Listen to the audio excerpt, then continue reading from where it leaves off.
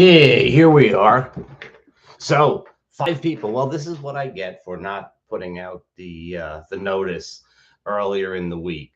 I should have put this up on like Wednesday, so it would be in people's so it would be scheduled, as opposed to you just have to remember it from last week. Well, what are you gonna do?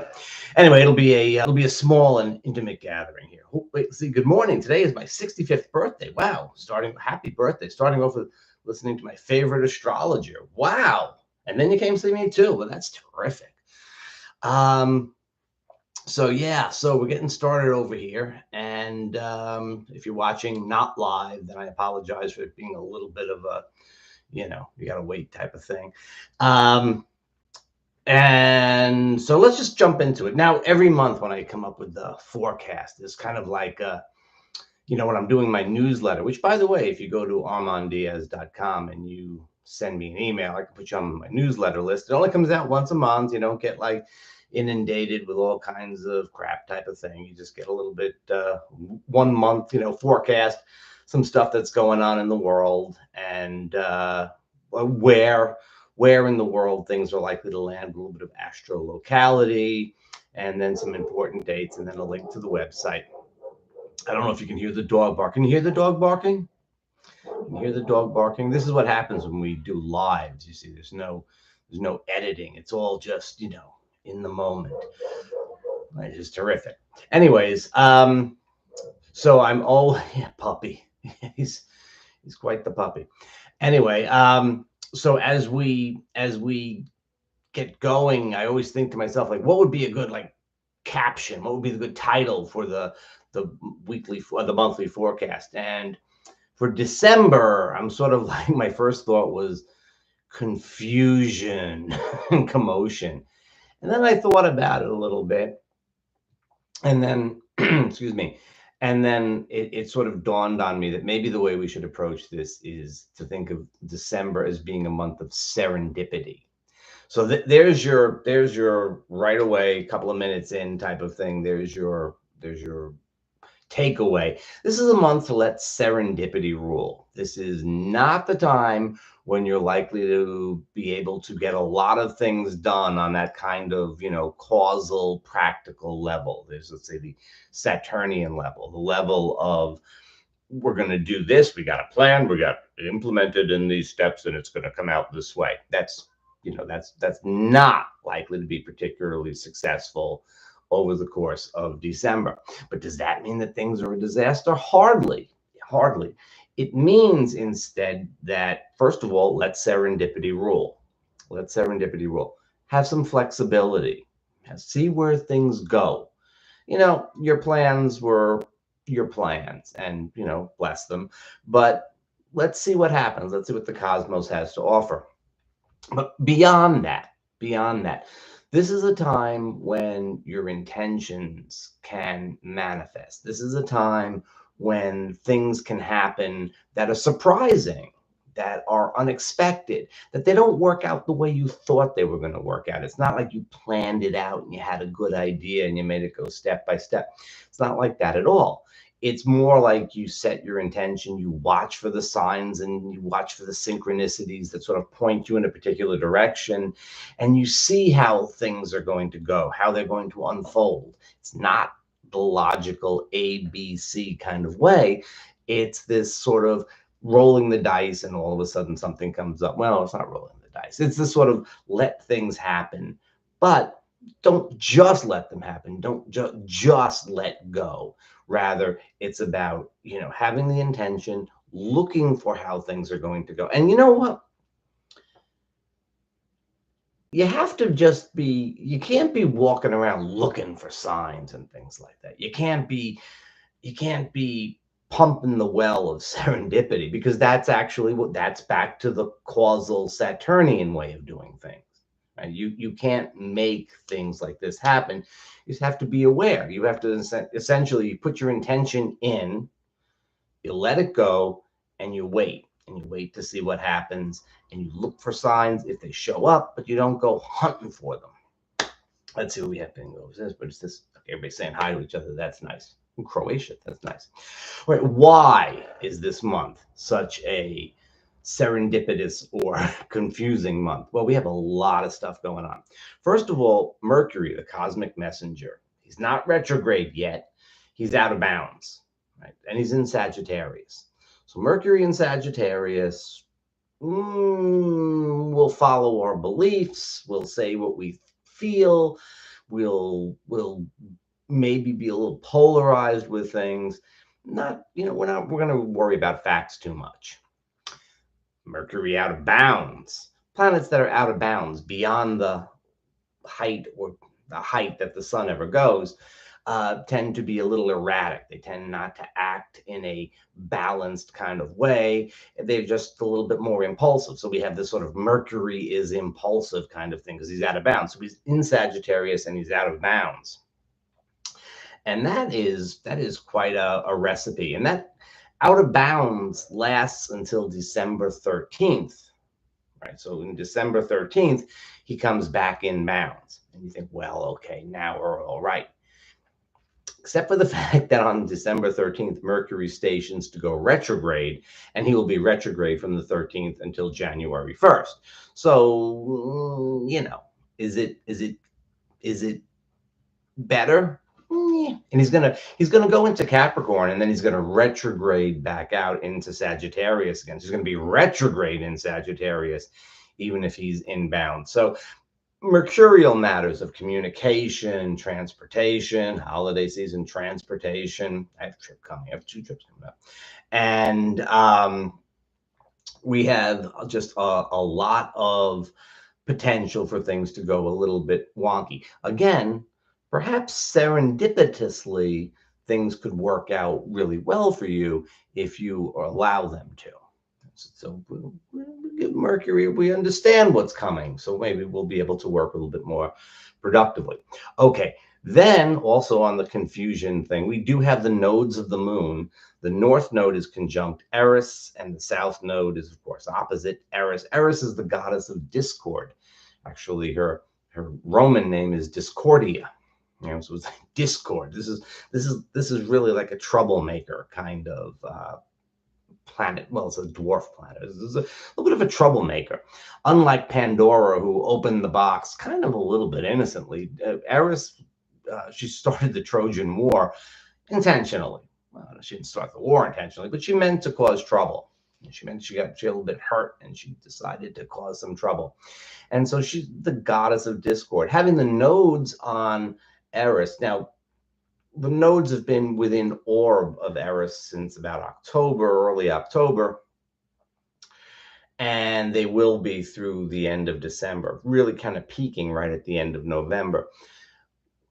The nodes in this context just open up a lot of opportunities for Eris to express her discordant self. So that's another thing that's happening. But again, disruption.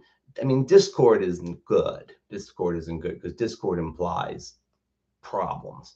But, ripping up the tracks a little bit sometimes is part of the whole serendipity process. So if we want to be kind of optimistic about it, we could always say, well, it's the north node that's conjunct Eris.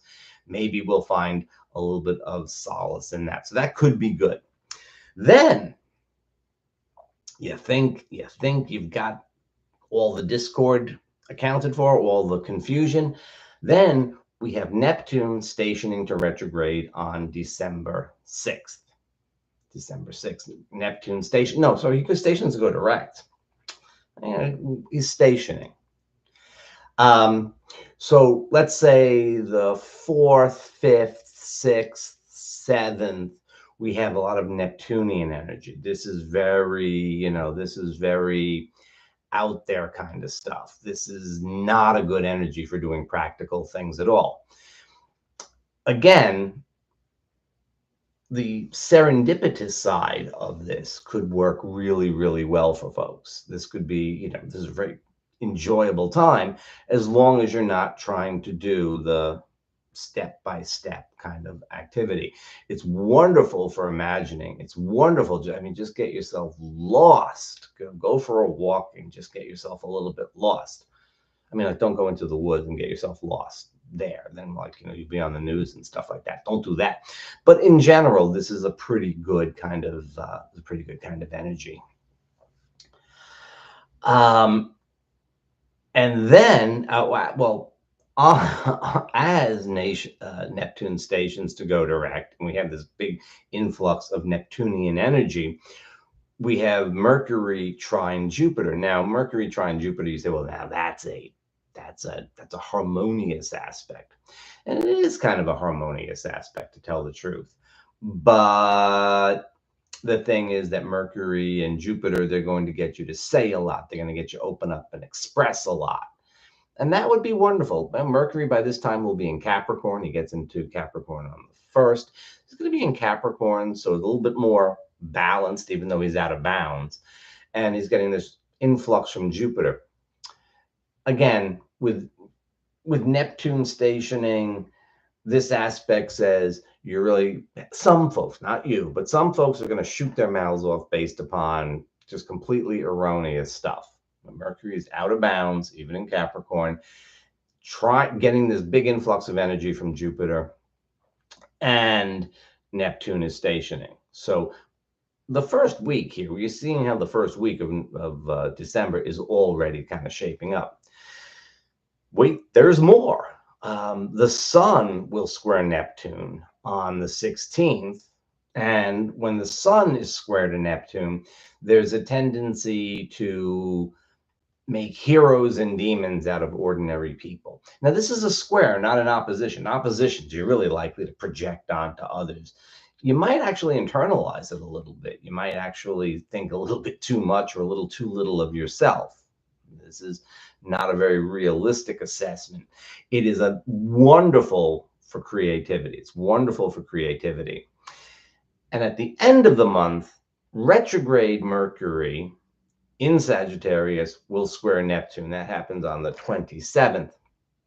And this is, now Mercury square Neptune is just completely, it's like Mercury retrograde raised to a power. And since Mercury's already retrograde, we're raising it to a high power. So this is a very this is a time when people will just be saying things, and it's almost like not even a direct lie. A lot of the times it's like, you believe your own BS. If it's such a good story, why should we wait to find out if it's true or not? We're just going to send it out there. Again, not very good for practical stuff, not bad at all. Now, this is very near the full moon in December, and it resonates very strongly with the full moon on November 27th. Right? That was a full moon in Gemini with Mercury out of bounds in Sagittarius square Neptune. So November 27th, things that came up around that time that maybe went a little shkiat, we're going to get a revisit. And we're probably not going to see the results, let's call it. We're not going to see the clearing up of things until sometime in January. So if something came up right around that Thanksgiving weekend, November 26th, 27th, that area, we're very likely to find that we get a replay of it in the end of December at the full moon.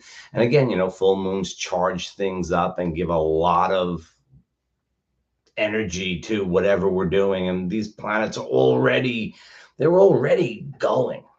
So if we take this whole confusion business, we take all of these mercurial Neptunian things and sort of try to sort them out, it's not a good time for doing things on a very practical. It's a very difficult month to do things on a practical level, which it's the end of the year, and a lot of times people aren't really trying to do things on a practical level anyway. I mean, it's not a time when people usually look for jobs or go to find a house. It could be good for romance, but we'll talk about Venus in a second because she's very busy this month. But in general, this is a time to play. This is a time to, if you have something, again, if you have an intention, if you have something that you really feel that needs to be done, something that you're looking for, the direction that you're moving in, maybe it comes, you get there, but you get there by a path that is unexpected. Serendipitously, synchronistically, you get pulled onto a surprise path, and that gets you to your destination. It's a great time for creativity. And in terms of creativity, we're talking about playing, right? We're not talking about, coming up with a product. We're talking about playing. We're talking about seeing what happens, brainstorming, I used to say, when it comes to things that are a little bit more intellectual. But when it comes to creativity, it really is just put the stuff out there and see what happens. Okay, so that's that part of the story. What else goes on in December? You can maybe hear the cat scratching to get in, but he's not going to get in because the door's closed. Mars has come into Sagittarius, and Mars in Sagittarius, he'll be there until early January. Mars in Sagittarius is real. This is acting on faith. This is Mars in Sagittarius is the leap of faith. Mars is the planet of action, competition, the cosmic warrior, the athlete, ready to act. And in Sagittarius, it's acting on the basis of beliefs, acting on the basis of what we feel we should be doing. Okay, so that's the great side of it. It's a great time, but it's a great time to pursue spiritual projects. It would be a really nice time to volunteer, to be acting on your beliefs. Maybe the holiday season volunteering would be a good thing to do. It's a great thing for travel. All that Neptunian mercurial stuff notwithstanding, Mars in Sagittarius, get up and go someplace. That's a strong thing. Okay, so we have that going on. The more challenging side of Mars in Sagittarius is that some folks go off on crusades. This is the kind of, Mars is the warrior, Sagittarius is the belief. So people go off on the crusades, and Sagittarius can be a polarizing sign.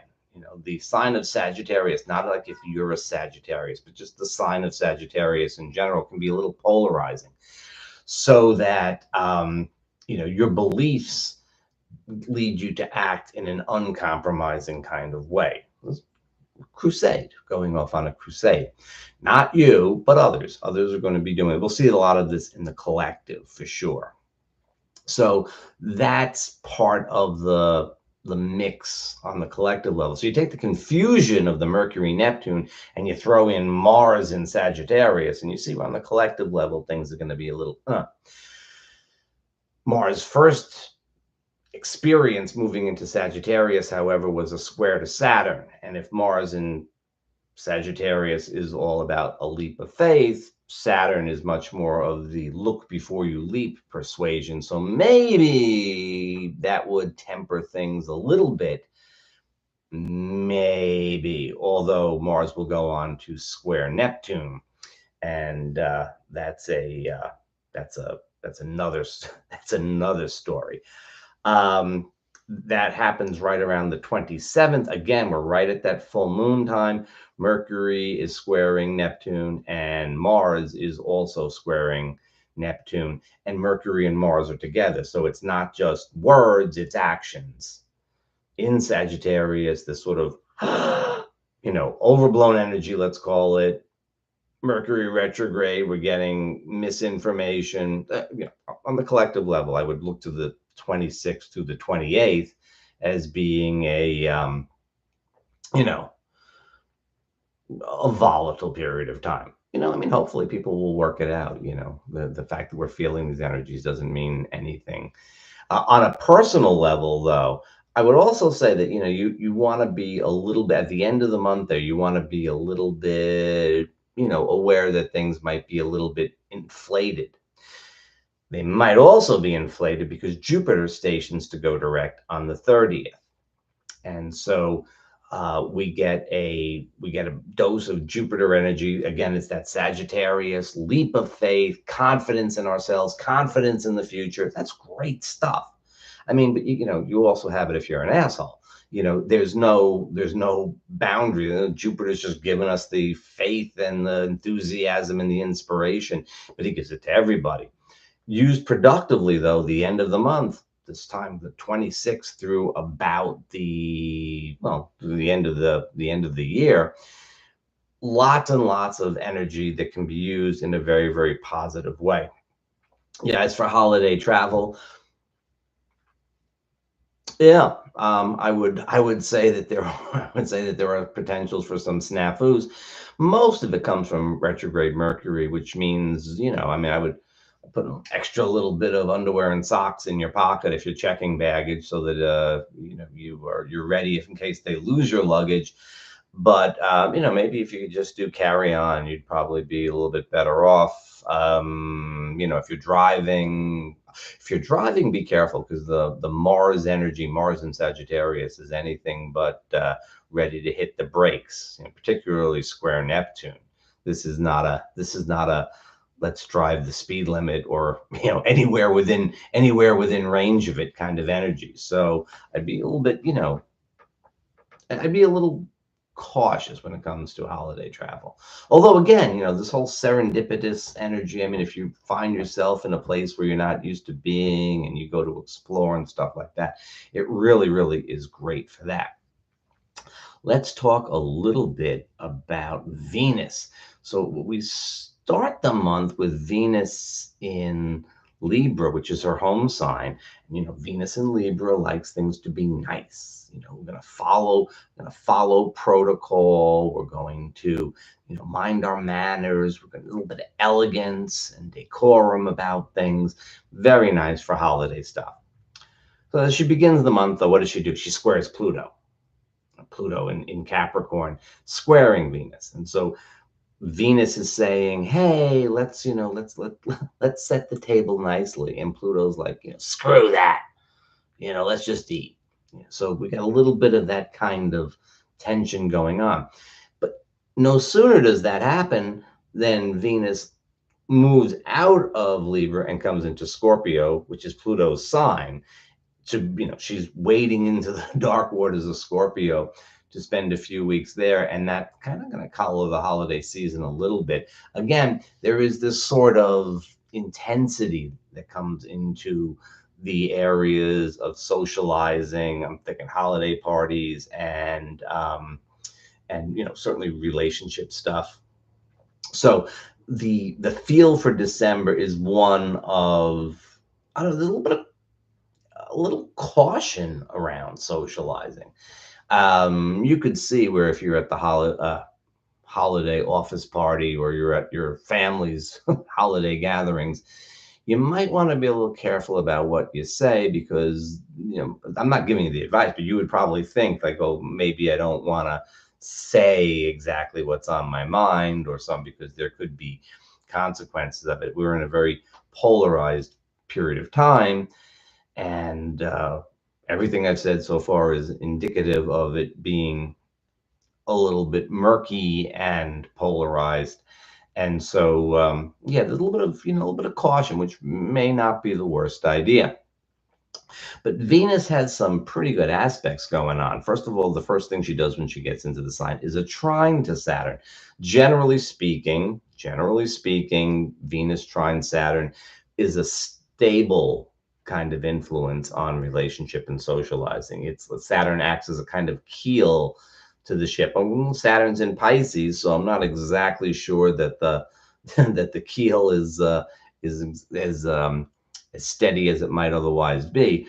But that's a good aspect. I think that for folks that are in relationships that are at a little bit of a turning point, it actually indicates that the fifth would be a pretty, well, let's say, don't forget these things build up. So let's say the fourth and the fifth would seem like a good time for making decisions and making changes. But Neptune is stationing, so maybe it's more of a time to play with the changes than to actually make them happen. On the 9th, maybe as Neptune's influence fades, Venus opposes Jupiter. Now, an opposition is a stressful aspect in general, but this time around, not so much, because Venus, she's in Scorpio that she doesn't like, but she's saying hi to Jupiter, which is her best friend. Jupiter, they always get along really, really nicely. And Jupiter's in her home sign of Taurus. So it's, in a sense, it's like Jupiter's saying to Venus, look, things might be a little bit rough and edgy right now, but you know they're going to get better. You know that they're going to be changes. You know that in a couple of weeks you're going to be in my sign of Sagittarius, and then things are going to be good. And so the 9th is probably a pretty nice time. I think that's something. It's a weekend too, so it should make for some nice energies that way. On the 21st at the solstice, uh, Venus goes on to oppose Uranus. And here we have a little bit more of a tense aspect, but what we have here is also Uranus in Venus's home sign. And I think the feel here is one of, we need to make some changes, we need to innovate a little bit, we need to mix things up a bit, but maybe we should be mixing things up a bit. Maybe we get a few surprises in terms of socializing, in terms of relationship. Maybe, a few surprises might not be a bad thing, right? So, keep an open mind. Generally speaking, Venus-Uranus aspects are fun, destabilizing, but stability is only worth so much, right? That solstice, by the way, goes on December 21st, right around 10:28 p.m. Eastern time. The rest of you can calibrate for that, but that is the winter solstice. If you're in the northern hemisphere, it's the winter solstice. If you're in the southern hemisphere, like 15% of the population is, then it is the summer solstice. But for most of us, it is the winter solstice. The days start to get longer again. Boy, we could really use some of that. The sun starts to climb in the sky. So that's the big turning point of the year. That is it's one of the New Year's types of things. So that's on the 21st, and we'll feel the solstice energy, but we'll really, really be feeling the Venus-Uranus energy. All right, what else do we have going on over here? And then Venus goes on to trine Neptune on the 25th. That's a nice aspect. Again, it's not the most realistic aspect, but it's not the most realistic month. It should be a fun aspect. And Venus will sextile Pluto on the 29th at the very, very last degree of Scorpio. And boy, oh boy, as Jupiter's stationing and we're feeling like it's time to do something, it's like we got faith and enthusiasm on top of all the confusion. This could really be, again, like a real turning point in relationships that are at a turning point. It's we're not surrounded by the most. It's not like, again, it's not like we're planning things out. It's not like we're planning things out. Could be some very challenging moments for some folks, but again, things are moving. Things that are not exactly what you expected are happening. There's a change going on that is potentially good, if not necessarily comfy. I think it's a matter all month long. It's a matter of making changes in the midst of confusion. So you can't say that you're really working on, rational energy. But, on the other hand, it doesn't mean that you're making the wrong choice. It just means, you're acting spontaneously. What are you going to do? If you're driving someplace and you get lost, what are you going to do? You're going to have to go some direction. If you're out in the rain, if you're out walking and it starts to be a thunderstorm, you're going to have to do something in the moment. You can't wait for it to be like, oh, well, if it was a nice sunny day. You got to do something in the moment. And that's the kind of energy, I'll deal with it when it happens is that would be the mantra of December. I'll deal with it when it happens. I'm hoping for good stuff. I'm seeding the intention for good stuff, but I'll deal with it when it happens. That's the approach maybe to be taking this month. And Right after this month, in the early hours of January 1st, Venus will go on to, she gets finally joins the Sagittarian party, which is essentially over at this time, except, well, Mars is still there and Mercury retrograde is still there. Venus is late to the Sagittarian party, but she jumps in, and the first thing she does is to square Saturn on January 1st. Again, that's that kind of, okay, we've been through the whole big thing. What are we going to do? What do we get out of this? You know, we've been through a month of surprises and changes and serendipity. What do we get out of it? You know, that's the point in time when you might see, at least in terms of relationships, up. That's when the the ball drops. So just use a New Year's Eve analogy. That might be when things happen. New moon on the 12th.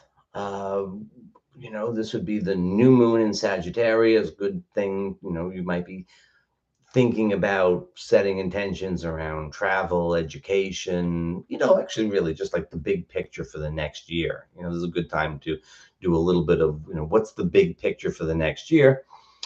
Mercury's retrograde, right? You know, Mercury's stationing to retrograde as this happens. So, you know, we'll have to see how it works out. But, you know, setting that intention, again, setting the intention and letting it go. It's the way to approach December. The full moon is on the 26th. That's with Mercury again square Neptune. And then we come into that, you know, Mars squares Neptune and Jupiter stations to go direct. So this is a very volatile period of time. And we have the full moon energy throwing itself into there as well. So you get the idea, right? You get the idea. You're going to let serendipity rule. There's going to be confusion and commotion in the collective, but doesn't have to be in your life. Best laid plans are liable to be upended this month. That's okay, because other things can come up. You're going to probably get to your destination by a road that you didn't think you were going to take at all. That's the thing. Be open to that. You're going to get to your destination. You may get to your destination. You may not. I don't know. If you're getting to your destination, this is like analogous. No, this is a metaphor. This is not, you know, like if you're driving. Well, if you're driving, it's probably true too. But you're I'm too much. But you're getting to your destination, but probably not on the road you think. Right? You gotta have to be a little bit more open to changes. All right. Thanks for watching. Drop by armanddiaz.com. We will have weekly forecasts. You should subscribe to this channel so that you can get the weekly forecast and get notifications about the monthly forecasts when I am bright enough to actually put them up a couple of days beforehand and not just in the moment. And so thank you guys, and have great holidays, and, you know, approach to the new year. Have a fun December. It should be fun. It's not working on the principle of step-by-step logic. It's working on the principle of letting stuff happen. Let's see what we got over here. Thank you, Maggie. Thank you, Margaret. Thanks, Heather. Fun holidays. Yeah, it's always fun. Thanks, Teresa. The cat is crying in the back over there. Thank you. Thank you. Resonate with you. I'm sure people who are watching, what do you call it, later have left. Hey, Aloysius, how are you? How are you? Thank you. It is the season of light. It is, right? It's a time we have to make our own light. Right? This is, everybody's got light holidays, right? On at this time of the year. The sun isn't showing up for much. He's up in the sky, low in the sky on top of all for about, you know, 12 minutes a day. So we've got to make our own light. That's fun. I get a kick out of it. Yeah, you can hear the cat, huh? Yeah, okay, I'm gonna go attend to him. So thank you all again, and bye-bye.